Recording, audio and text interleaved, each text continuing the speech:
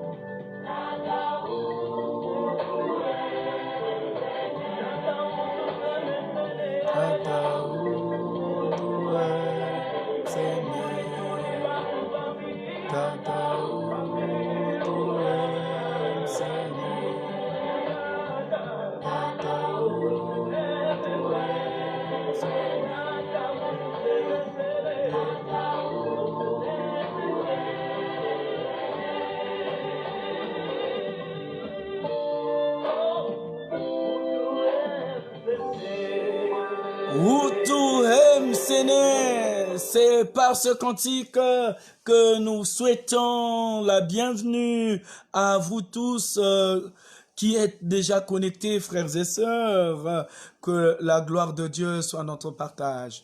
Je suis le pasteur Serge Mourat, fidèle au poste. Fidèle au poste. Nous n'avons pas pu honorer hier de notre rendez-vous, simplement parce que nous avions des gros soucis de santé. Et cela ne nous a pas permis d'être debout et de rendre ministère.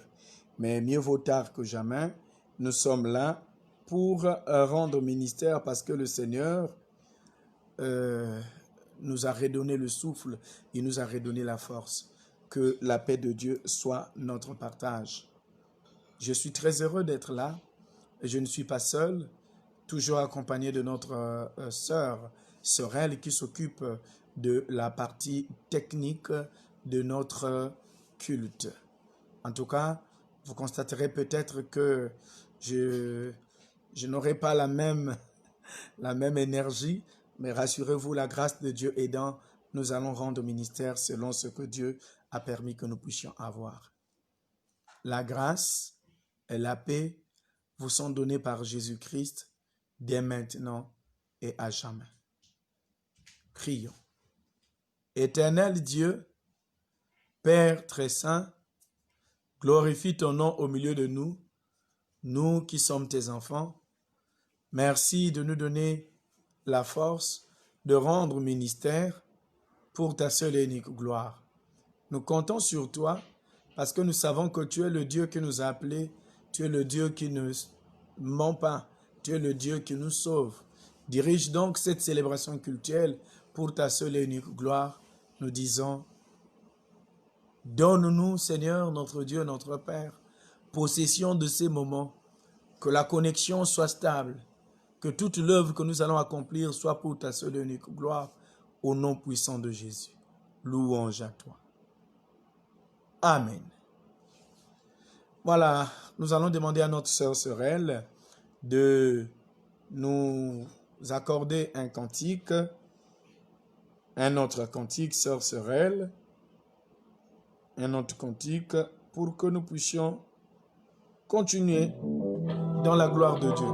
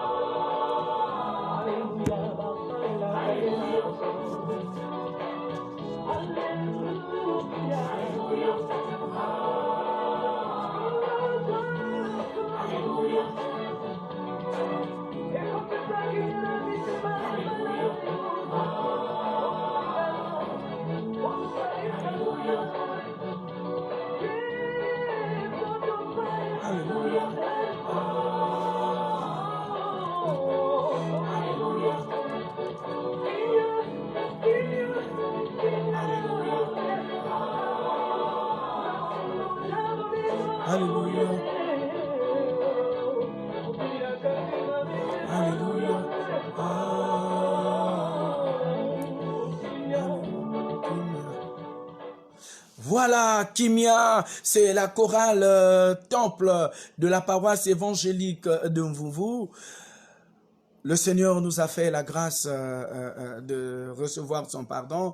Maintenant, bien-aimés, nous pouvons chanter parce qu'il nous a fait la grâce d'être en vie. Nous allons prier pour demander la présence du Saint-Esprit et l'absolution de nos péchés. Prions au nom de Jésus. Éternel, notre bon Père Céleste, glorifie ton nom au milieu de nous qui sommes tes enfants. La grâce que tu nous as faite d'être en vie, nous te bénissons pour cela. Merci alors de disposer ton esprit afin qu'il nous embrasse et que tout ce que nous aurons à faire ici soit pour ta seule et unique gloire, toi le Dieu très saint par Jésus-Christ. Lève-toi pour nous secourir, délivre-nous à cause de ta bonté, au nom du Père, du Fils et du Saint-Esprit. Que ton Esprit Saint nous embrasse totalement, afin que tout ce que nous aurons à faire ici, ô éternel Dieu, soit pour ta seule et unique gloire, toi le Dieu très saint par Jésus-Christ. Amen. Voilà, mes amis, nous allons demander à notre sœur Sorel de nous donner un autre cantique avant que nous puissions suivre le message du jour.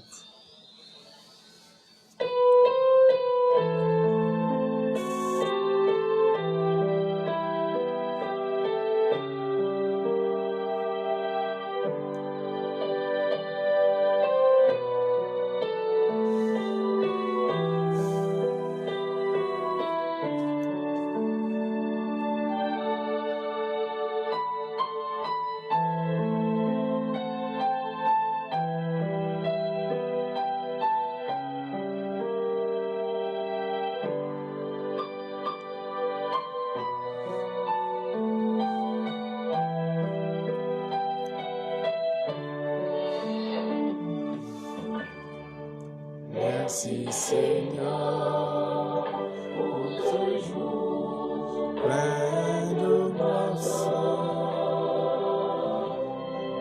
Que tu nous offres, Seigneur, nous t'adorons. Et dans tes mains, ce jour sur notre beau pays.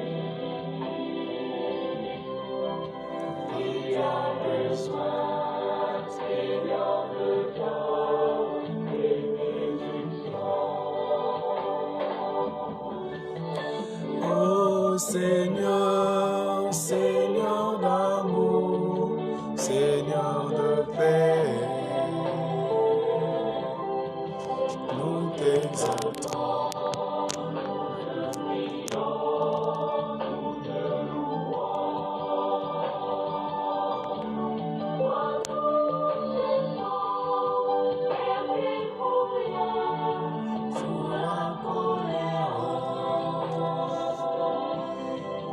Détruis la haine dans nos cœurs, donne-nous l'amour.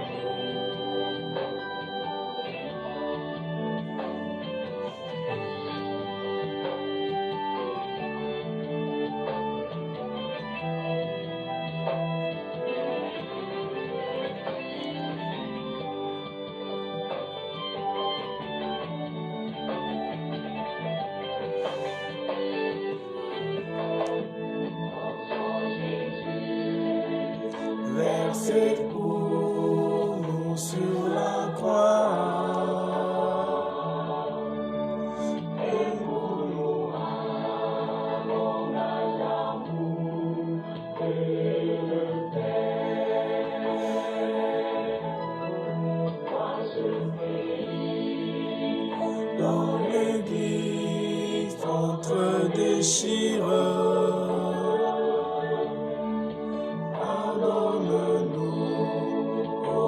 Seigneur, donne-nous la paix.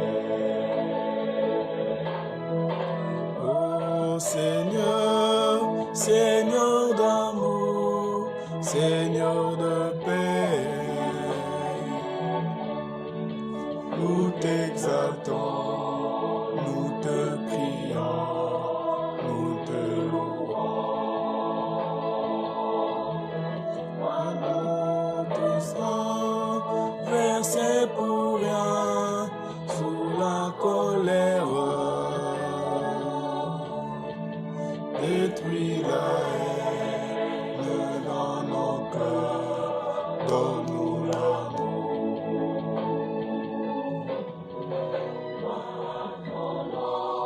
Gloire à ton nom, Jésus notre roi de gloire. Oui, nous allons laisser ce cantique en fond sonore et nous allons démarrer notre enseignement du jour. Nous le tirons dans l'acte des apôtres, les actes des apôtres. Les actes des apôtres, le chapitre 3, les versets 1 à 6. C'est un peu long, mais nous allons lire juste un extrait. Un jour, Pierre et Jean vont au temple pour la prière de 3 heures de l'après-midi. Il y a là un homme infirme depuis sa naissance. Chaque jour, on l'apporte, on le dépose. Verset 3, l'infirme voit Pierre et Jean qui vont entrer. Il leur demande de l'argent. L'homme les regarde avec attention et il pense, ils vont me donner quelque chose. Pierre lui dit,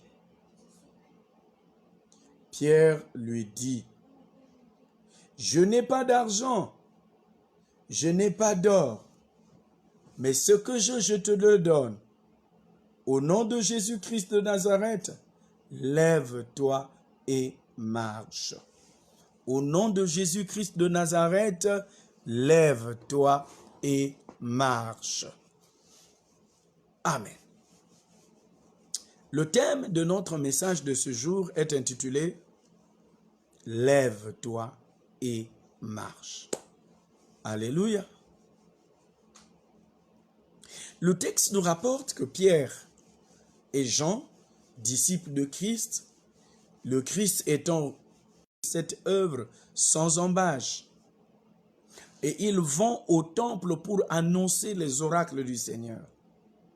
Or, il y avait là un homme qui était né paralytique, donc de naissance malade.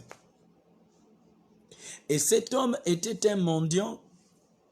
Autrement dit, il a pour responsabilité tendre la main à ceux qui venaient au temple pour que ceux-ci lui apportent de l'aide. Nous tenons à préciser que le texte nous dit que ce sont les gens qui l'amenaient là afin qu'il demande l'aumône. Autrement dit, pendant qu'il travaille à la fin de la journée, nous faisons une extrapolation du texte. Assurément, les gens qui l'amenaient là venaient le récupérer pour l'amener à la maison et ensuite faire le point de l'argent qu'il aura gagné. Ce jour-là, le mendiant a encore été déposé par les mêmes personnes.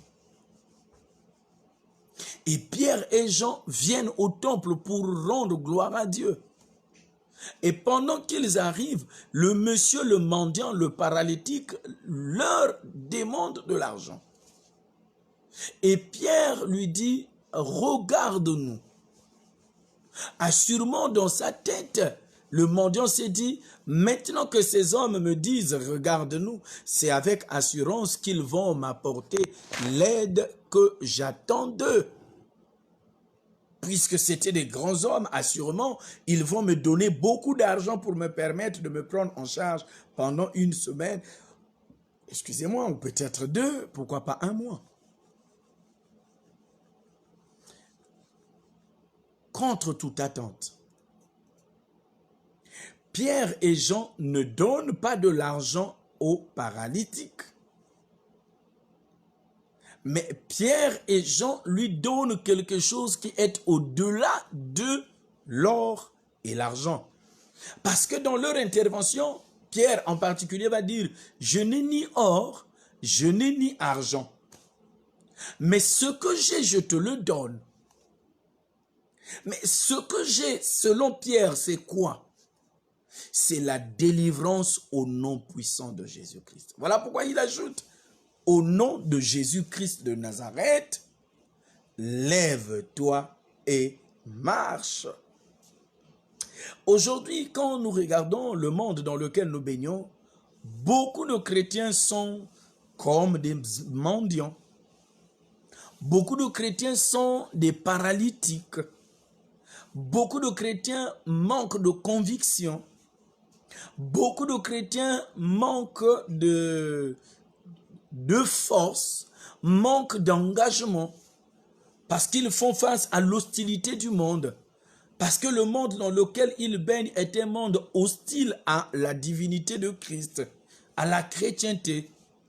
Et ces hommes se lèvent avec fougue pour pouvoir empêcher aux enfants de Dieu d'accomplir leur mission. Question. Dans quelle position te trouves-tu? Dans la position de Pierre et Jean, qui allaient au temple pour louer Dieu, ou dans la position du mendiant? La réponse est simple, vu tout ce que nous sommes en train de vivre. Nous sommes dans la position de, non de Pierre et Jean, mais nous sommes dans la position du mendiant. Qu'est-ce qui justifie que nous soyons dans la position du mendiant?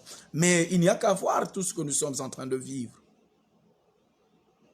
Le péché abonde dans le monde. L'homme n'a plus de respect pour lui-même.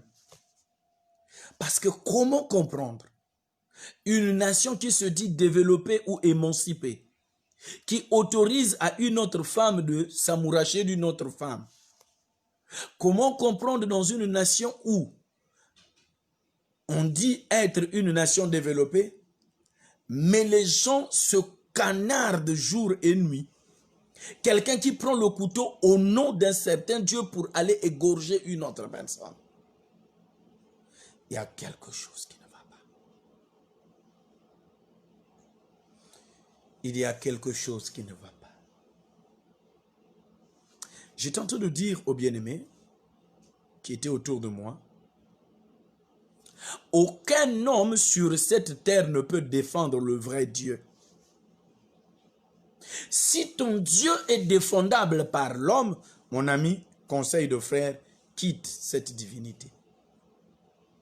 Parce que la justice doit être rendue par le Dieu, créateur du ciel et de la terre lui-même. Si ton Dieu, c'est toi qui dois prendre les armes pour aller combattre au nom de ce fameux Dieu, mon ami, conseil de frère, quitte là-bas. Regardez l'histoire du peuple d'Israël à Goshen. Dieu déclenche le processus de la délivrance de ce peuple. Ce n'est pas Moïse, ce n'est pas Aaron qui combat, mais c'est l'Éternel lui-même avec fracas qui fait sortir le peuple d'Israël d'Égypte et les conduit vers Canaan en passant par le Jourdain, en passant par la mer Rouge, en passant par le désert. C'est Dieu lui-même qui combat pour lui-même. Mais il est triste et aberrant de voir aujourd'hui les hommes qui combattent au nom de Dieu. La question que je me pose, est-ce un Dieu digne d'être appelé Dieu ou c'est un Dieu fabriqué pour faire plaisir aux hommes? Évidemment, beaucoup d'entre nous, frères et sœurs, ont fabriqué des dieux et ils font tout pour combattre au nom de ce Dieu pour pouvoir tuer les autres. C'est un Dieu mort. Un Dieu vivant, il se défend lui-même. De la même manière que l'Éternel s'est défendu devant Pharaon, en endurcissant son cœur et en laissant son cœur perméable à la grâce de Dieu. C'est de la même manière que ce Dieu-là, le véritable, doit intervenir favorablement dans ta vie. Pourquoi paniques-tu? Pourquoi pleures-tu, mon ami? Pourquoi pleures-tu à cause des situations qui dépassent ton entendement, comme le paralytique tel que nous l'avons lu? Le paralytique était souffrant. Il était en souffrance depuis plusieurs années. Il était tout malheureux parce qu'il n'arrivait plus à s'en sortir. Il était triste parce qu'il ne vivait que de l'aumône. Oui, il y a des gens aujourd'hui qui ne vivent que de dons. Ils vont voir l'oncle lui donne 10 000. Il va voir la tante lui donne 5 000. Il associe, pendant une semaine, il vit avec ça. Et le cycle repart la semaine prochaine. Il y a des gens qui vont ramasser les bouteilles jetées par les autres pour les laver et aller les revendre afin de trouver le strict minimum. Il y a des gens dans leur fort intérieur, la paix a disparu. Ils font face maintenant à l'hostilité du monde. Dis-moi, tu es dans quelle situation? Cette situation qui fait de sorte que tu n'arrives pas à avoir la paix dans ton cœur à cause de la trahison que tu as subie. Tu n'arrives pas à avoir la paix dans ton cœur à cause de la honte, à cause du viol, à cause de toutes les situations pernicieuses auxquelles tu fais face. Est-ce à cause de cela? Quelles sont les situations qui dérangent ta vie? Quelles sont les situations qui dérangent ta vie?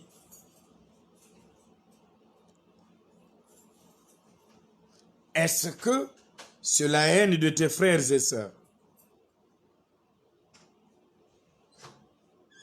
Est-ce que c'est la jalousie? Est-ce que c'est la traîtrise? Qu'est-ce qui fait, mon ami, qu'aujourd'hui que tu sois déboussolé? Qu'est-ce qui t'a déboussolé? Frères et sœurs, dans le texte que nous venons de lire, le texte de Actes des Apôtres au chapitre 3, du verset 1 à 6, cette histoire que nous rapporte l'évangéliste Luc nous dit qu'il y avait un infirme. Mais il y a des hommes infirmes aujourd'hui. Si pour ce monsieur, l'infirmité, c'était une infirmité physique, mais il y a des infirmes spirituels. Il y a des gens qui, évidemment, sont infirmes. Ils n'arrivent pas à vivre leur vie normale parce que spirituellement, ils sont esquintés. L'infirmité spirituelle se manifeste par la pratique des péchés. Il y a des gens qui savourent le péché comme une pomme. Le mensonge, le désintéressement à la chose ecclésiale, le découragement. Beaucoup de gens ont cédé au découragement à cause des difficultés qu'ils rencontrent dans la marche avec le Seigneur. Ils ont été victimes de la trahison des frères et sœurs et ils se sont découragés. D'autres, par contre, ont fait confiance à un homme de Dieu et cet homme de Dieu a abusé d'eux en détournant leur argent ou en disant de sorte que tous les bijoux que tu as achetés avant que tu ne connaisses le Seigneur sont envoûtés. Les habits que tu as achetés sont envoûtés. Il faut me les donner pour que je les brûle. Et 2-3 jours, sinon 3 mois plus tard, il est triste et aberrant de constater que sur le corps du fameux prophète ou de la prophétesse, on retrouve les habits de la sœur ou du frère. Le frère a accepté se livrer, repartir à zéro, parce que les choses ne marchent pas. Et il veut devenir une nouvelle créature, voilà pourquoi il s'est donné à Dieu. Mais triste est de constater que beaucoup de frères, beaucoup de sœurs, ne marchent pas selon ce que Dieu veut. Ils se sont découragés avec le Seigneur. Il y a des gens qui ont été déçus par les pasteurs, par les prêtres. Le comportement des prêtres et des pasteurs laisse à désirer aujourd'hui. Les gens rentrent dans des combines pour chercher à nuire tel évangéliste, tel prêtre, tel choriste, tel chantre, afin qu'ils ne soient pas à mesure de rendre ministère. J'ai connu une histoire dans un groupe de chant. Il y avait 3 dirigeants. Mais des trois, il y a un qui avait plus de l'expérience. Et il était question d'organiser un concert de chant pour louer Dieu. Celui qui avait la mauvaise voix voulait diriger le concert. Ce n'était pas sa programmation. La programmation est faite généralement en début de mois pour dire tel dirigeant ou tel chef de chœur va prendre tel culte, tel autre culte, ainsi de suite. Le concert tombe dans la semaine où c'est le dirigeant titulaire, donc le responsable du dirigeant qui doit diriger, et c'est le concert. Et donc logiquement, c'est lui qui doit diriger le concert. Celui qui venait après lui vient lui dire, tu me laisses diriger le concert. Il dit, mais c'est ma semaine. Si c'était ta semaine, je te laisserais. Mais là, c'est ma semaine, je vais diriger. Le type s'est fâché. Et il a dit, on va voir. Tristement triste. Le lendemain matin, le dirigeant principal était incapable de prononcer un seul mot. Il sentait une boule qui avait pris sa gorge. Vous comprenez? Dites-moi, pour cette sœur qui est trahie par son frère, dirigeant comme elle, que va-t-il se passer? Évidemment, la sœur n'a pas dirigé le concert parce que sa voix était devenue trop malade. Le fameux dirigeant a dirigé, mais très mal. Dès que le concert finit, la voix de la dirigeante principale revient à la normale. Ce sont des choses vécues. Question. Si la sœur qui est la dirigeante n'a pas la crainte de Dieu, n'a pas une connaissance parfaite du ministère que Dieu l'a donné, c'est avec assurance qu'elle va quitter le groupe. Évidemment, il avait pris la résolution de quitter le groupe. Mais nous l'avons fortifié. Nous l'avons encouragé. Elle a repris ministère dans le même groupe. Voilà les raisons qui font que les gens puissent perdre leur engagement. Beaucoup de gens ont perdu leur engagement. À cause du comportement des frères, à cause du comportement des sœurs. Dans le texte que nous avons lu, frères et sœurs, Pierre et Jean arrivent au temple, ils voient le malade, et Pierre prend la parole pour dire, je n'ai ni or ni argent à te donner, mais ce que j'ai, ce qui est plus que l'or, ce qui est plus que l'argent, c'est qu'au nom de Jésus, lève-toi pour que tu arrêtes de mendier. Alléluia. Beaucoup de gens aujourd'hui refusent de recevoir la grâce que Dieu leur accorde. Ces gens veulent continuer à demeurer dans l'état de mendiant. Hélas. Hélas. Que des mendiants dans l'église. Le thème de notre message est intitulé « Lève-toi et marche ». Et cela au nom de Jésus-Christ de Nazareth. Christ à la croix a prononcé une parole puissante. Père, tout est accompli.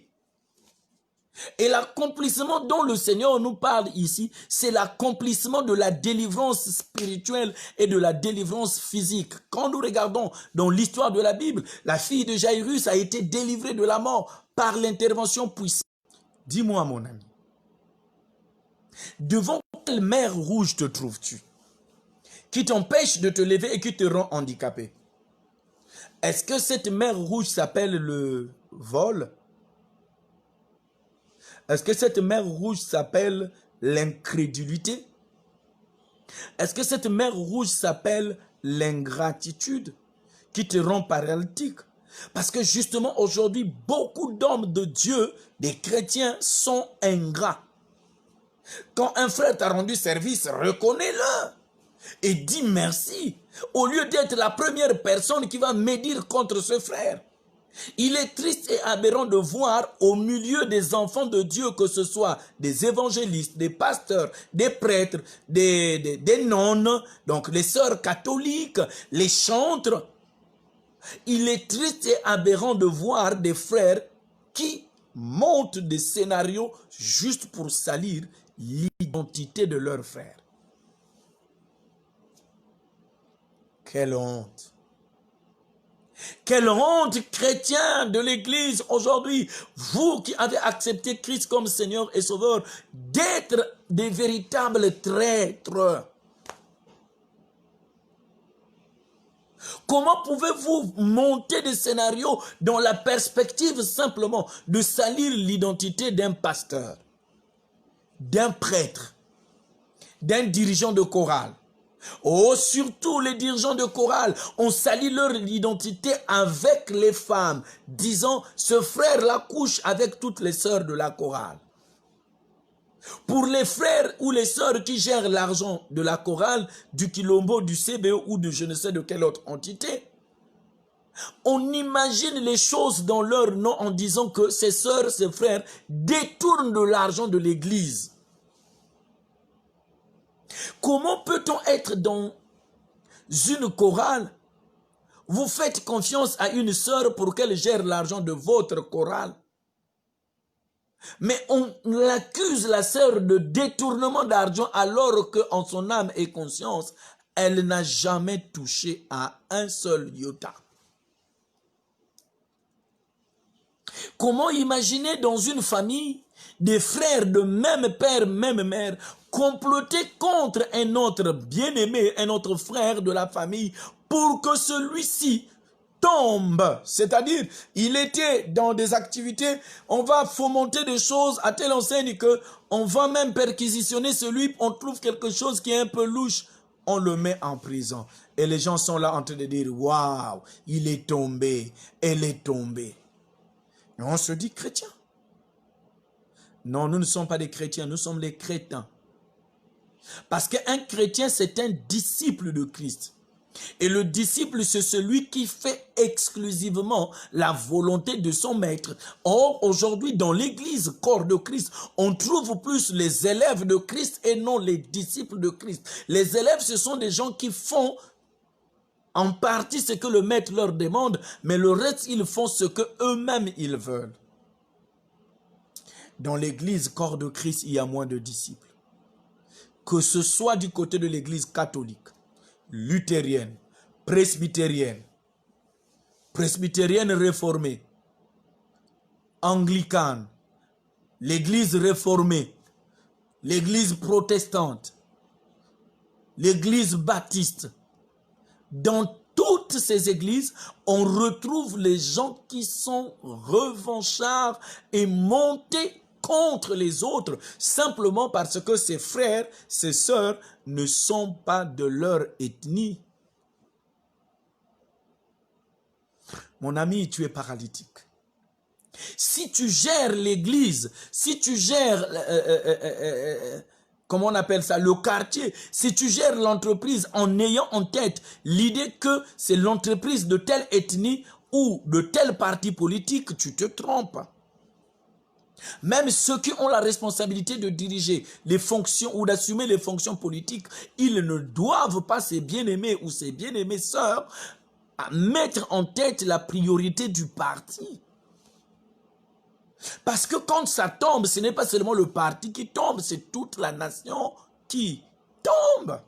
C'est pourquoi c'est de notre responsabilité que de nous lever de notre infirmité sous la houlette de l'Esprit de Dieu pour nous lever et construire le pays. Vous savez, je ne cesserai de le dire, la maladie de l'Afrique en général n'est pas une maladie de gestion. Nous avons des grands économistes. Nous avons des grands entrepreneurs. Mais la maladie de l'Africain, c'est qu'il n'a pas encore libéré son mental. La maladie de l'Africain est une maladie morale. Les Africains sont des véritables malades. Malade dans ce sens que, si pour l'Européen, son frère a fait une découverte, il vient booster le frère pour qu'il devienne un grand nom. Je prends l'illustration. Celui qui a découvert le moteur diesel, ce sont d'autres personnes qui sont venues perfectionner son moteur pour le rendre un moteur à essence. Et d'autres encore ont développé une autre culture pour rendre le modèle hybride. Aujourd'hui, avec la nouvelle technologie, on nous parle des moteurs rechargeables. N'est-ce pas? C'est ça la culture de l'Européen. Or, la culture africaine est totalement opposée à la culture européenne. Pour l'Africain, quand un frère a réussi, il faut le tuer pour que je le remplace. C'est triste. C'est vraiment triste. Dans une famille, vous avez un frère qui a été élevé devant les hommes et devant Dieu, qui est devenu directeur, qui est devenu administrateur, chef de service, comptable. Les propres membres de sa famille cherchent à le tuer pour qu'on ne le voie plus. Mais entre-temps, derrière lui ou avant lui, il n'y a personne qui est expert en comptabilité. Et donc, personne ne peut assurer cette responsabilité. Oh, quelle honte! Quelle honte pour moi, Africain, qui me dit délivré, mais en réalité, je ne le suis pas, je ne suis qu'un paralytique mental. Il y a des paralytiques physiques, il y a des paralytiques mentaux, il y a des paralytiques spirituels, il y a des paralytiques économiques. Parce que quand un homme n'arrive pas à investir alors qu'on lui donne des moyens pour faire un petit commerce, il n'arrive pas, il tombe toujours, c'est un paralytique. Quand une femme préfère se vadrouiller au lieu d'accepter un homme qui vienne la prendre et la mener chez lui, cet homme a un salaire de 150 000 afin qu'ils fassent leur vie avec 150 000. Cette fille préfère aller se vadrouiller avec les hommes qui vont lui donner par coït 150 000. Quelle honte! Mon ami, les Africains sont malades, moi-même le premier. Quand je n'arrive pas à faire la part des choses entre les enfants d'une même famille, je suis un malade. Je suis un handicapé. Quand je n'arrive pas à supporter un pasteur de la même église que moi, mais qui n'est pas de la même ethnie que moi ou de la même région que moi, ça veut dire que je suis un paralytique. Je suis un handicapé. Et j'ai besoin de recevoir la délivrance qui vient de Jésus-Christ. Comment comprendre? Deux serviteurs habitant la même paroisse, l'un rentre en complicité avec les autres pour pouvoir tuer un autre serviteur. Comment comprendre deux diacres d'une même paroisse vont comploter contre un autre diacre afin qu'on le tue et qu'on comprendre un papa qui accepte coucher avec sa fille pour avoir beaucoup d'argent et entretenir les maîtresses. Mon ami, tu te dis être en bonne santé, mais en réalité, tu n'es qu'un malade. Je ne suis qu'un malade. Nous sommes nombreux à être malades. Malades mentalement, malades émotionnellement, malades spirituellement, malades économiquement, malades matériellement, malades sentimentalement. Parce qu'il y a des gens qui souffrent d'une infirmité sentimentale, qui sont incapables d'aimer une femme, mais ils ne sont à l'aise qu'avec une multitude. Comment peux-tu être enfant de Dieu et continuer à aimer les gens comme si de rien n'était? Tu changes les femmes comme on change les habits. Comment est-ce possible? Comment peut-on se dire enfant de Dieu, mais on continue à entretenir des rituels traditionnels qu'on accomplit tard dans la nuit, quand tout le monde dort? tu es infirme. Tu es au même niveau que cet infirme que nous venons de lire, qui était infirme de naissance. Lui, au moins, il est infirme de naissance. Et oui, dans notre marche aussi, il y a des gens qui sont infirmes de naissance. C'est-à-dire, papa était un féticheur, l'enfant devient féticheur. Maman était prostituée, l'enfant devient prostituée. Tu es infirme de naissance. Dis-moi, de quelle infirmité souffres-tu? De quelle infirmité souffres-tu, ma soeur? Est-ce que tu ne souffres pas de cette infirmité qu'on appelle la boulimie libidinale? Est-ce que tu ne souffres pas de cette infirmité qu'on appelle l'ingratitude exacerbée? Est-ce que tu ne souffres pas de cette infirmité qu'on appelle le mensonge à outrance, la médisance, la corruption, le détournement? Aujourd'hui, le terme vol a été remplacé par braquer. Le verbe voler a pris le sens de braquer. Mais un braqueur, c'est un voleur. Il y a beaucoup de braqueurs même à l'église. Comment, direz-vous? Mais quand un frère à qui la responsabilité a été donnée de gérer les finances de l'église commence chaque fois à enlever une partie de l'argent pour ses besoins personnels, c'est un braqueur. C'est un voleur.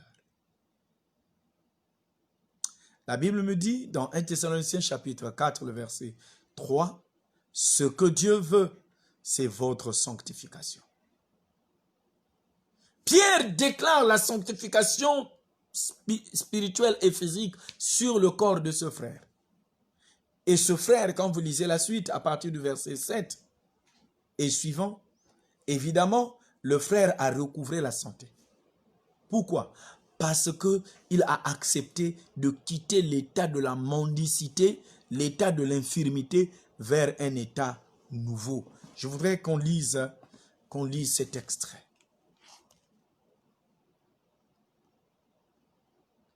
Le verset 7. Pierre prend l'homme par la main droite pour l'aider à se lever. Aussitôt, les pieds et les chevilles de l'infirme deviennent solides. Il se lève d'un bond et se met à marcher. Il entre avec Pierre et Jean dans le temple. Il marche, il saute, il chante la louange de Dieu. Alléluia. Le paralytique a été guéri par la puissance de Christ.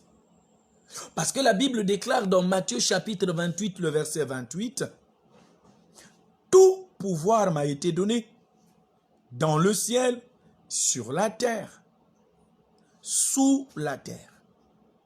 Et qu'au nom de Jésus-Christ, tout genou doit fléchir. » Alléluia. Tout genou doit fléchir. Et toute langue doit confesser que Jésus est Seigneur. C'est ce que notre frère infirme ici a fait. Il est guéri. Pierre l'aide à se lever. Les chevilles deviennent solides. Il se lève d'un bond. Il commence à sauter. Il commence à louer Dieu. Mais dis-moi toi, Dieu t'a délivré d'un péché. Mais depuis que Dieu t'a délivré d'un péché jusqu'à ce jour, tu as été incapable de rendre grâce à Dieu. Tu étais malade. Excusez-moi. Pas forcément le pasteur Morat, mais un homme de Dieu a prié pour toi. Mais tu es incapable de dire, même par la bouche, ta reconnaissance à Dieu, sinon à l'homme de Dieu, canal par lequel Dieu est passé. L'ingratitude. Oh, que des ingrats dans l'église. Tu as été élevé en dignité devant les autres frères, comme responsable de la chorale. Tu arrives là, tu commences à mater sur les autres frères. Tu as été élevé pasteur responsable. Tu commences à mater sur les diacres et les évangélistes. Quelle tristesse. Quelle honte de voir aujourd'hui les frères et sœurs à qui Dieu a fait la grâce d'être quelqu'un qui commence à mater les autres. Mais tu es ingrate. Tu as oublié que ces frères ont fait de toi ce que tu es. Ce sont eux qui t'ont voté. Malheureusement, l'Église a besoin d'une véritable réforme chez les catholiques, chez les protestants, les presbytériens, les réformés, les baptistes, les luthériens, les assemblées. L'Église, corps de Christ, a besoin d'une nouvelle réforme. Parce que la réforme luthérienne et calviniste est une réforme qui, à notre entendement, a fait ses preuves et il nous faut une nouvelle réforme. Nous en avons besoin. Parce que comment concevoir un prêtre qui accepte de bénir un mariage entre deux hommes au nom de la liberté sexuelle? Comment comprendre, mes bien-aimés, une sœur à qui Dieu a fait la grâce d'avoir une grossesse, elle laisse la grossesse arriver à terme, elle accouche, elle va jeter l'enfant dans un puits. Mon frère, ma soeur, est-ce que tu ne peux pas amener cet enfant dans un puits? Comment peux-tu aller jeter l'enfant qui est ton sang? Alors que là dehors, il y a des femmes et des hommes qui sont à la recherche des enfants. Quelle honte! Quelle honte de voir aujourd'hui les frères qui ont été soutenus par les hommes de Dieu qui ont intercédé pour eux. Aujourd'hui, ces frères ont été bénis. Ils ont une multitude de voitures, un parc automobile garni. Ils sont incapables d'aller dire merci à Dieu devant l'homme de Dieu qui les a soutenus. Tu étais tout malheureux, mélingre comme moi. Moi, j'ai été un homme très svelte. Ceux qui me connaissent savent. Quand j'ai commencé à travailler, on me donnait une prime de déplacement à hauteur de 9 000 francs. Et avec cette prime de 9 000 francs, mon épouse m'a accepté dans cet état. Aujourd'hui, je peux me permettre d'avoir un petit 50 000 ou un petit 100 000 francs de salaire. Je commence à la répudier pour dire, ce n'est pas la femme de ma vocation. Quelle honte! Quelle ingratitude! Oui, justement, l'ingratitude a pris des proportions exponentielles au sein des hommes de Dieu qui disent que ce n'est pas la femme de ma vocation. Mais qu'est-ce qu'on entend par femme de vocation? Cette femme qui t'a supporté pendant que tu étais dans la galère, pendant que tu avais de la peine de t'acheter même du pétrole à 250 francs. Et c'est cette femme-là qui vendait les bénis. C'est cette femme-là qui achetait le gari, les Africains comprennent. Qui vendait. C'est cette femme-là qui faisait, qui préparait le manioc. Qui passait toute la soirée en train de vendre le manioc pour que vous ayez de quoi manger. Demain, tu es stabilisé spirituellement, économiquement. Tu cries, cette femme n'est pas digne d'être mon épouse. Je dois prendre une femme de ma catégorie. Mon ami, ce malheur-là t'atteindra. Ne te dis pas être un homme normal. Tu es infirme. Parce qu'un homme normal doit être reconnaissant envers les autres qui lui ont fait du bien. Moi, je ne cesserai de témoigner la grandeur de Dieu qui a touché cette sœur, qui a dit pour l'œuvre de Dieu, moi j'accepte payer une connexion, ne fût-ce que l'abonnement de la connexion sur fibre optique. La sœur l'a fait. Elle a payé de son argent. Et nous avons aujourd'hui la connexion à partir de la fibre optique, quand bien même la situation technique n'est pas encore stable. Comment toi, à qui Dieu a fait la grâce, je ne peux pas être reconnaissant envers cette sœur. Tous les jours, je ne cesse de bénir Dieu pour cette sœur. Et je sais que Dieu bénira encore ces activités. Même si par la suite, nous devons payer mensuellement la connexion, ça c'est une autre paire de manches. Alléluia. Mais il faut être reconnaissant dans la vie. Le paralytique ici, après qu'on l'ait guéri, il va avec Pierre et Jean dans le temple, il se met à louer Dieu.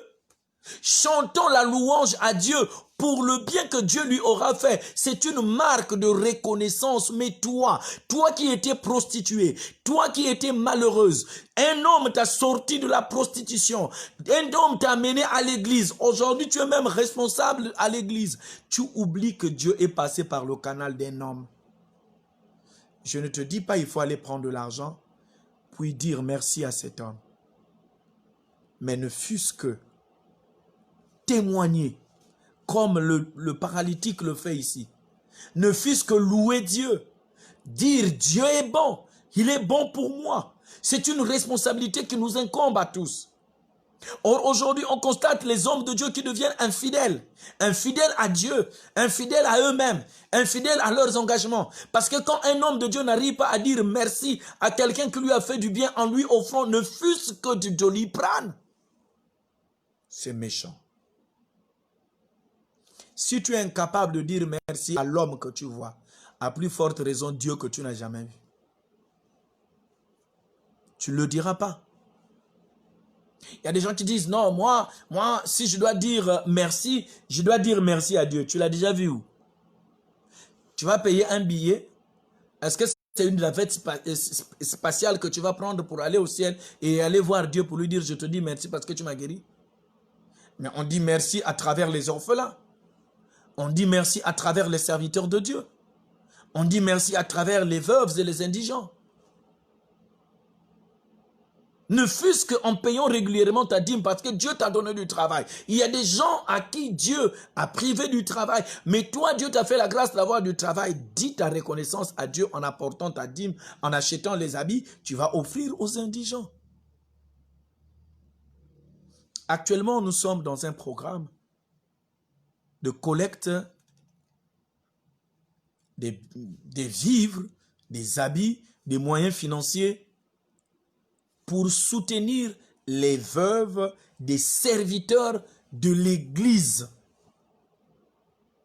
Toutes les veuves des serviteurs de l'Église et les enfants, donc les orphelins des serviteurs de l'Église, nous sommes en train de faire une opération pour aller les encourager à passer des bonnes fêtes. Mais quand nous partageons ce projet aux uns et aux autres, combien nous soutiennent? On les compte sur le bout de doigts. Et pourtant, ce sont les mêmes serviteurs qui sont décédés, qui ont prié pour certains d'entre nous, pour que nous soyons ce que nous sommes. Ce sont ces mêmes hommes de Dieu qui ont intercédé, qui ont passé des nuits blanches, qui ont combattu pour nous. C'est Dieu, oui, mais ce sont eux qui se sont levés comme Moïse qui a intercédé dans Genèse chapitre 18 pour que son neveu Lot sorte indemne de Sodome et Gomorrhe. Ces hommes sont morts. Ces pasteurs évangélistes sont morts. Mais leurs femmes vivent. Mais leurs enfants vivent. Mais qu'est-ce que nous faisons pour soutenir ces hommes-là? Ne fût-ce que ces femmes-là, ces enfants-là, ne fût-ce qu'en apportant les habits que nous avons déjà portés, nous avons lavé, l'habit est encore bien propre, on repasse, on emballe, on donne. Je ne cesserai de vous dire, frères et sœurs, ton chiffon, c'est mon habit de sortie. Ce que toi tu penses être un chiffon, c'est l'habit de sortie du pasteur Mourad.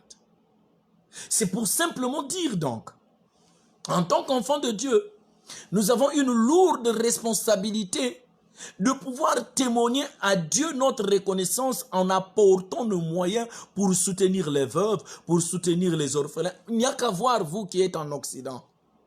Il y a des SDF. Est-ce que tu ne peux pas faire un marché et que tu vas donner au sans domicile fixe? Est-ce que tu ne peux pas héberger, ne fût-ce que pendant les fêtes ou pendant l'hiver, un frère, une sœur qui est en difficulté? C'est ça aussi témoigner à Dieu sa reconnaissance. Parce que Dieu t'a béni d'avoir une maison. La reconnaissance est une marque de grandeur. La reconnaissance est une marque d'élévation spirituelle. Tous ceux qui sont spirituellement élevés savent rendre grâce à Dieu, savent bénir les frères, savent bénir les sœurs, savent bénir les veuves, les orphelins. Il n'y a qu'à voir dans les orphelinats. Les enfants manquent de cahiers, manquent de crayons, manquent de stylos.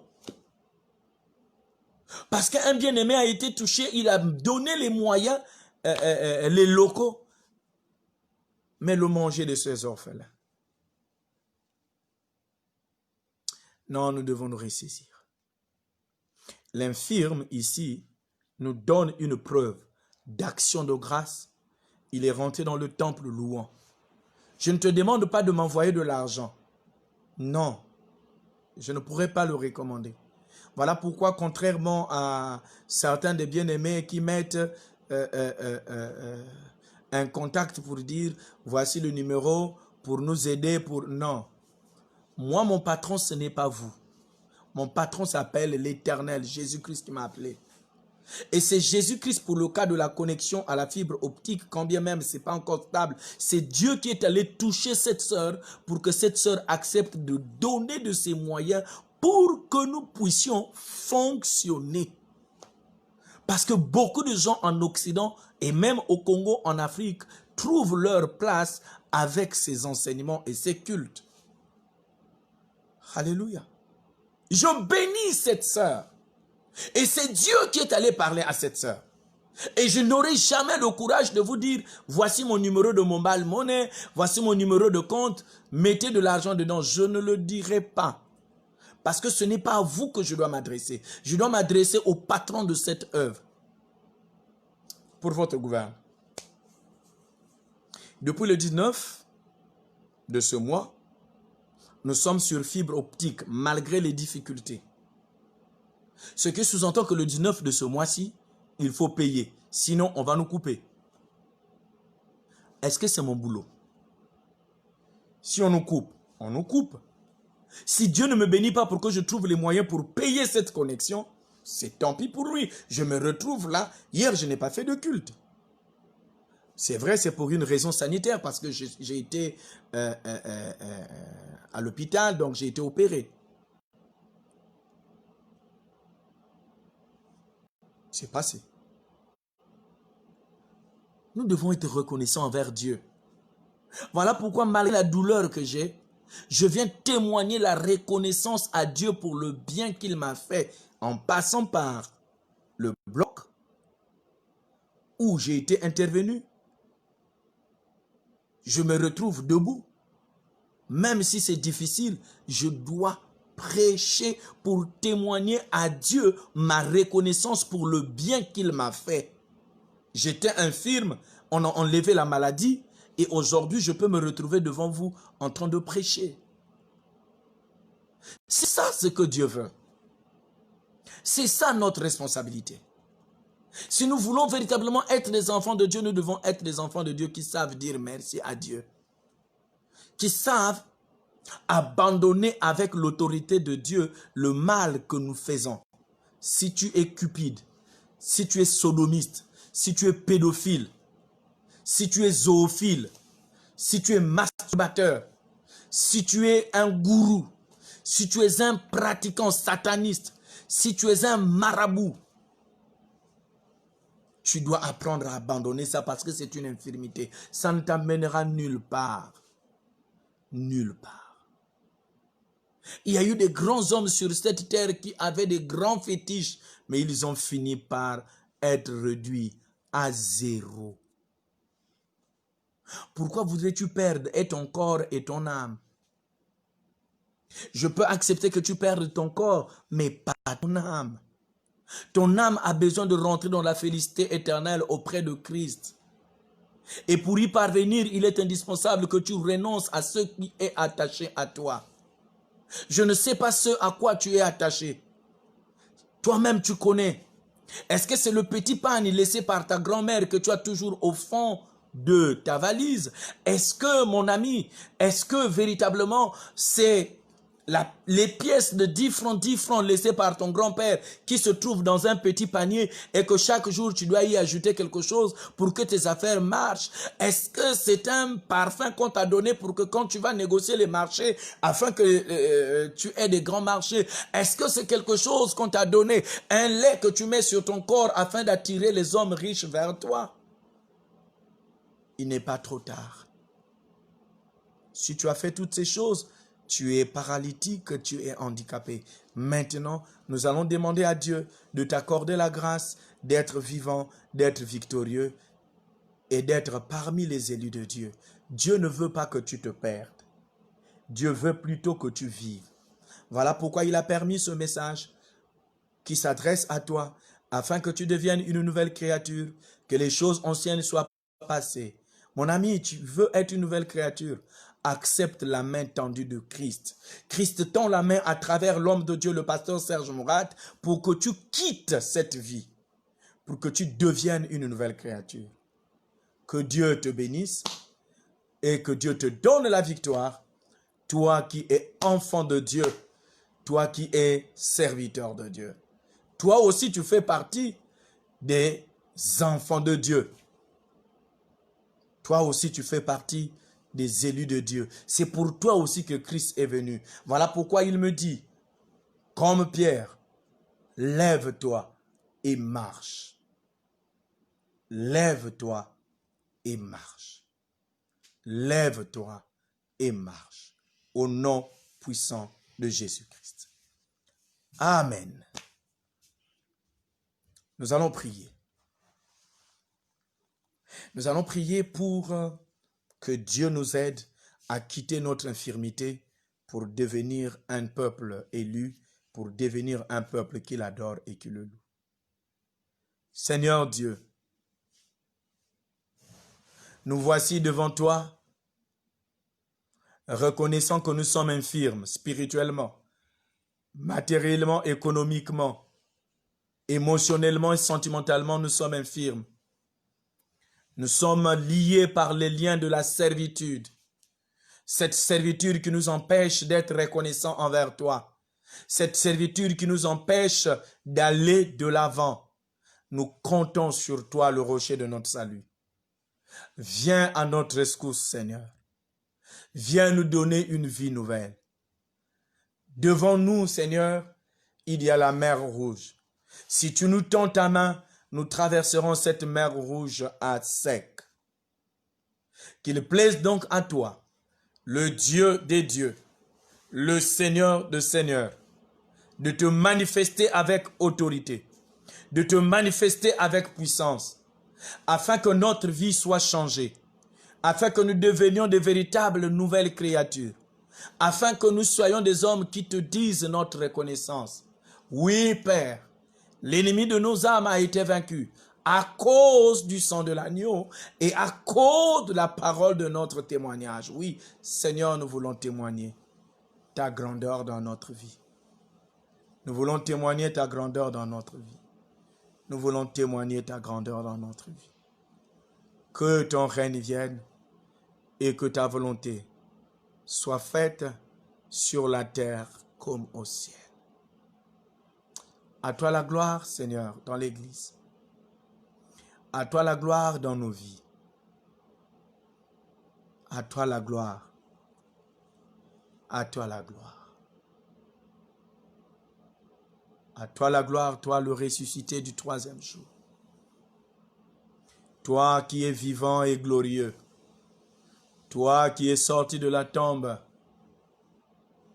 Nous t'adorons. Nous t'exaltons.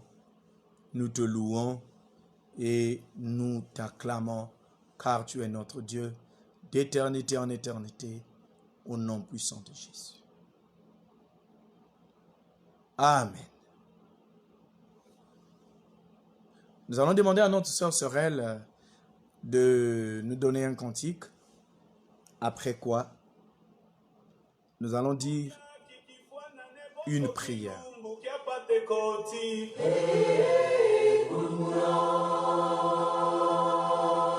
Lumbukia kikifwana ne boso kilumbukia pate koti.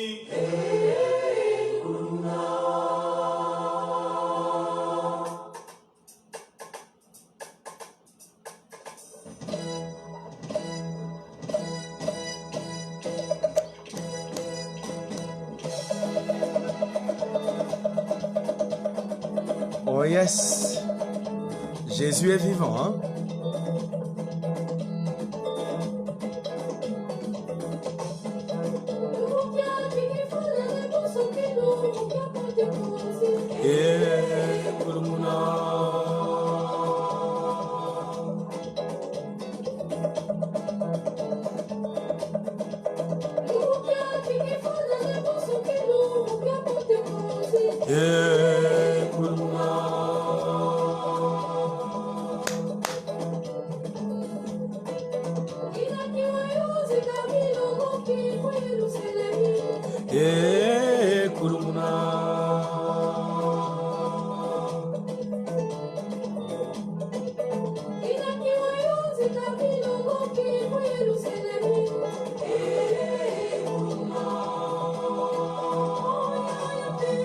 Bebe alongo kulumuna, bebe alongo kulumuna, bebe alongo kulumuna, bebe alongo kulumuna, bebe alongo kulumuna.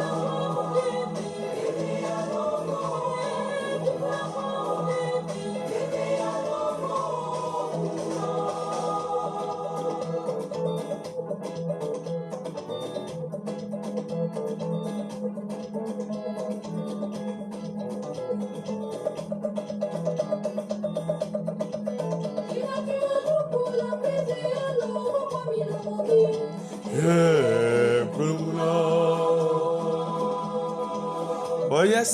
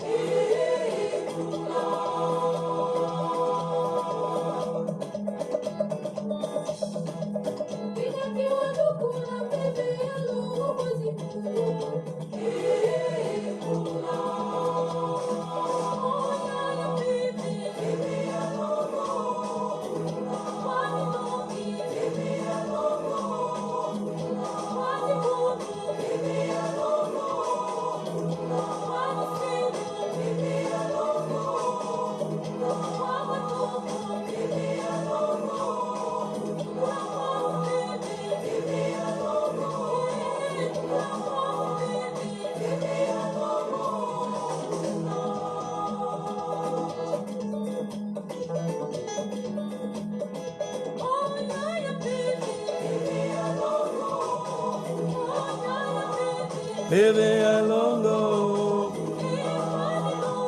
bebe alongo, bebe alongo,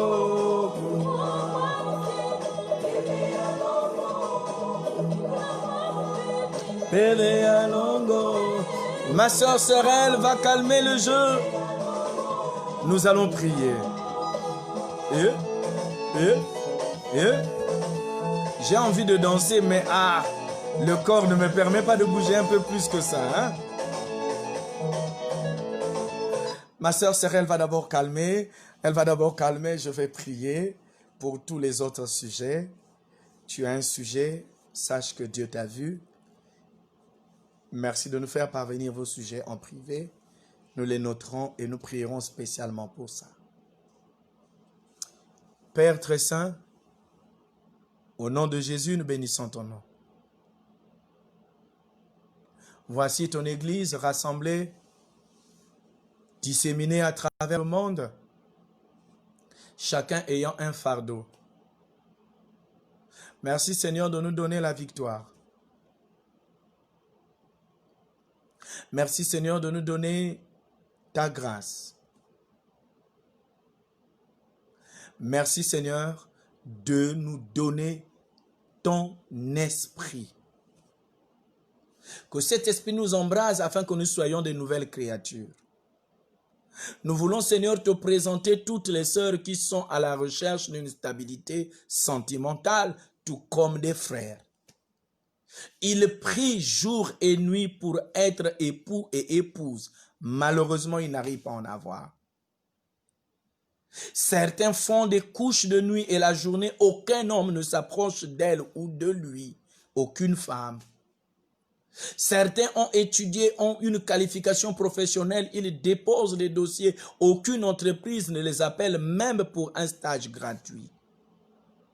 D'autres encore sentent une odeur de putréfaction sur leur corps. Et quand les personnes sont proches d'eux, les personnes sont obligées de s'éloigner parce que ces bien-aimés sentent très mal, mauvais. Il y a des gens, Seigneur, qui ont fait des économies pour lancer une boutique, mais cette boutique ne fait que des pertes, des disparitions d'argent. Il y a des sœurs qui ont fait des voyages dans des villages, acheté les produits vivriers, qui sont revenus, mais tout est rentré en pourriture. Il y a des bien-aimés qui ont demandé à avoir des titres de séjour, mais jusqu'à ce jour, ils n'ont rien. Seigneur, s'il te plaît, donne à ses sœurs et à ses frères ce qu'ils te demandent. Stabilise leur santé et donne-leur la victoire pour ta seule et unique gloire, toi le Dieu en qui nous avons mis la foi. À toi la gloire dans l'Église, à toi la gloire dès maintenant et à jamais, au nom du Père, du Fils et du Saint-Esprit. Nous voulons, Seigneur, vivre en nouveauté de vie, en nous attachant à toi et à toi seul. Et ainsi nous pourrons chanter à toi la gloire, ô ressuscité. Ainsi nous pourrons chanter à Dieu soit la gloire. Oui, Seigneur, nous voulons chanter notre reconnaissance à toi. Fais-nous du bien. Fais-nous du bien. Car tu es un Dieu du bien. Louange, adoration et exaltation. Nous recommandons toutes les autorités politiques, toutes les autorités administratives, militaires et civiles. Nous recommandons les autorités ecclésiales dans le monde, en particulier dans l'Église évangélique du Congo, à qui tu as fait la grâce d'avoir une nouvelle équipe dirigeante.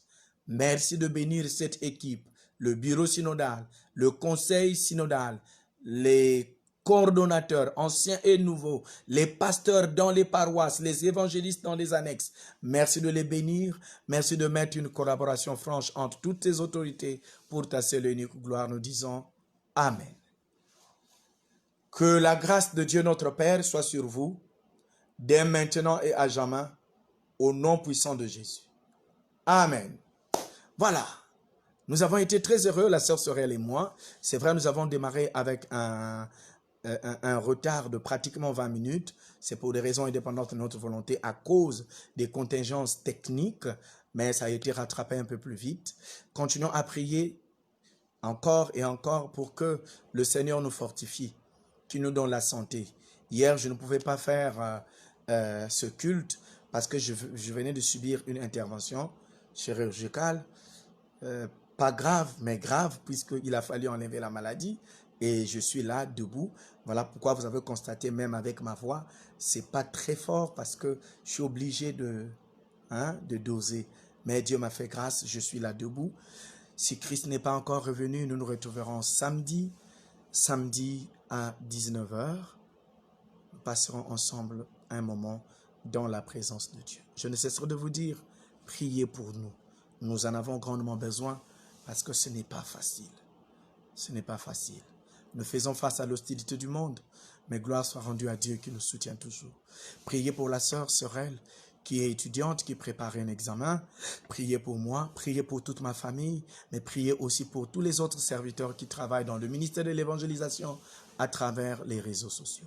Que Dieu vous bénisse. Vous pouvez retrouver ce même message sur notre page YouTube, Serge Mourat Ngimbi Mbenze. La tenue, c'est la tenue là où je suis en col pastoral, chemise blanche. Voilà, que Dieu vous bénisse. Je sais compter sur vous. Priez pour moi comme moi je prie pour vous. Bye bye.